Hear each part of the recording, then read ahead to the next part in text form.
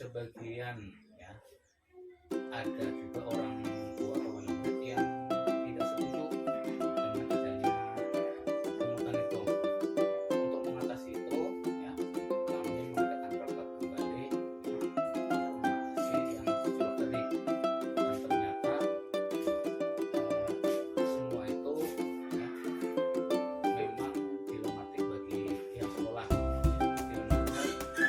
Kalau tidak segera diatasi tadi akan mengganggu belajar. Di sini Ulun akan menanyakan beberapa pertanyaan yang ada di buku Bapak. Yang pertama, selama ini bagaimana Bapak mengidentifikasi kasus-kasus yang merupakan dilema etika atau bukan moral? Jadi bagaimana Bapak mengidentifikasi?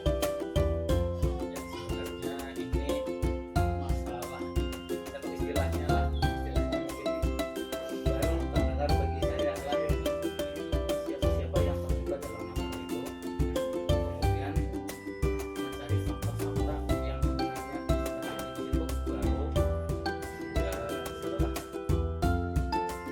fakta-fakta ditemukan, jadi baru kita mengambil alternatif yang mau diambil.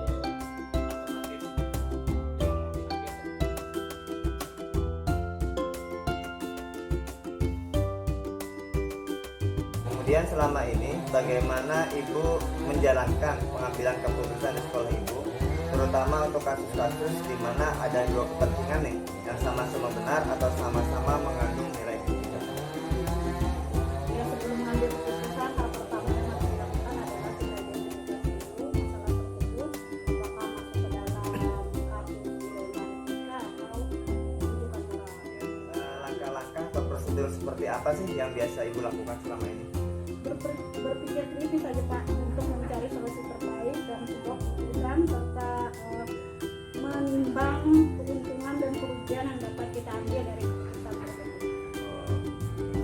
Kemudian hal-hal apa saja yang selama ini Ibu anggap efektif nih dalam pengambilan keputusan pada kasus-kasus dilema etika? Dalam pengambilan keputusan saya anggap efektif untuk diambil jika sudah berdasarkan laporan yang sudah ada dan tentunya tidak membuang rasa kemanusiaan, rasa empati, belas kasih terhadap rekan. Kemudian hal-hal apa saja yang selama ini merupakan tantangan nih bagi Ibu dalam pengambilan keputusan pada kasus-kasus dilema etika? Tantangan.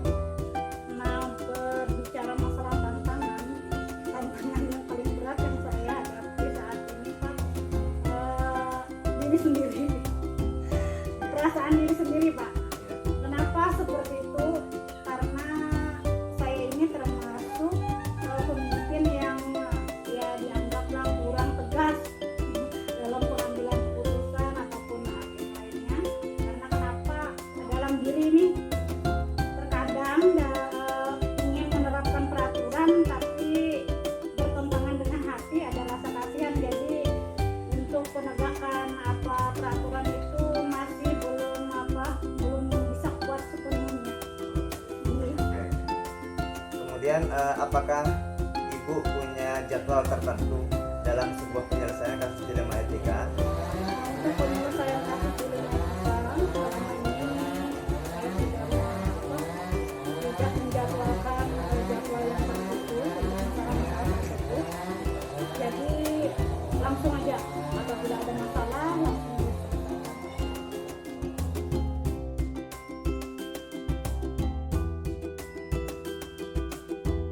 Kemudian adakah seseorang nih atau faktor-faktor apa yang selama ini mempermudah atau membantu Bapak dalam pengambilan keputusan dalam kasus-kasus dilema etika? Oh iya, paham.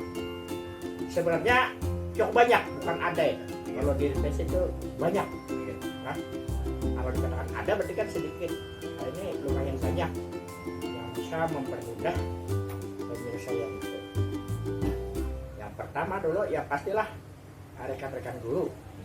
Ini cukup membantu. Yang kedua juga orang tua murid, orang tua wali dari murid tersebut cukup membantu. Nah, yang tidak terlalu kalah penting adalah kita punya lokalisasi, punya sekolah, punya wadah. Karena ini tergabung dalam suatu wadah, otomatis bisa nggak terlalu sulit lah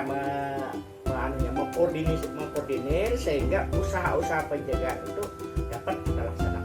Kemudian pertanyaan terakhir nih Bapak lah, dari semua hal yang telah Bapak sampaikan, pembelajaran apa nih yang bisa Bapak petik dari pengalaman Anda ketika mengambil keputusan di rumah etika? Secara umum saja kita sebagai manusia dapat ditarik kesimpulan itu bila masalah-masalah etika ini.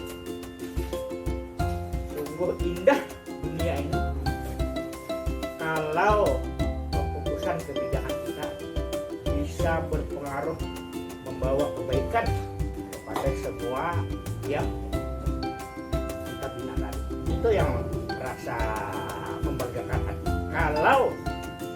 Kalau kebijakan kita benar-benar terlihat membawa perubahan bagi yang kita binakan.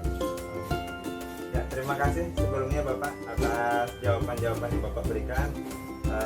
Jadi di sini Ulun meminta maaf misalkan hari ini ada mengganggu waktu kalian. Jadi di sini Ulun sekali lagi mengucapkan terima kasih, dan mungkin kedepannya jika ada permasalahan ataupun ada hal yang perlu dikonsultasikan, mungkin kita bisa janji untuk bertemu lagi. Iya, masih sama-sama. Jadi ya, sekian dari Ulun. Assalamualaikum warahmatullahi wabarakatuh. Waalaikumsalam.